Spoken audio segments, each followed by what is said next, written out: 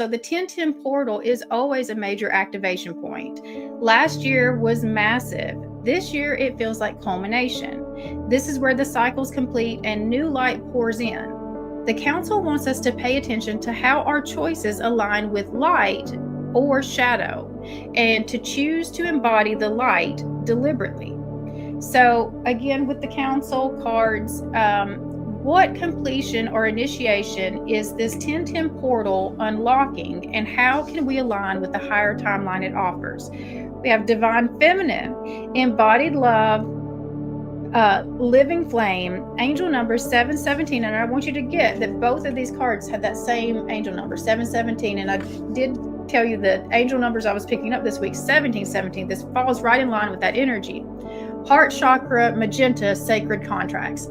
And so this 717 is you getting into, your path of your spiritual alignment. You're aligned with your spiritual path. But this divine feminine embodiment, that's what this energy has been about. It has been feminines really standing in their power this year. They're breaking out of the old toxic cycles.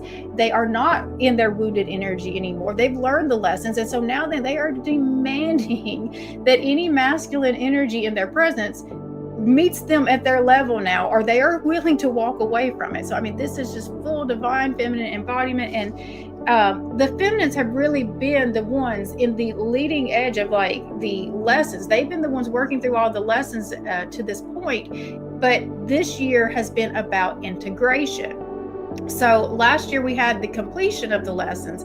This year, the feminines were embodying the lessons that they had learned. And that is the trigger that is causing all of the masculine energy to have to start, looking at their own patterns and start doing their own work, because the feminines have pulled their energy away from the masculines to now then they have to feel it fully on their own of this is what the energy was actually going on. Because to this point, the feminine was the scapegoat. And so the feminine is no longer the scapegoat because she's living her life for herself now. And so now then it's just it's this catalyst action that's happening throughout the field, where the more she becomes embodied, the more it kind of it sets the masculine into a collapse, but it's not a bad type of collapse. This is causing a lot of masculines to go into their dark night of the soul. But we know what happens because we've already walked that path before them. And so it's now then they get to experience what we did, but they've got to go through their own Phoenix rebirth moment too.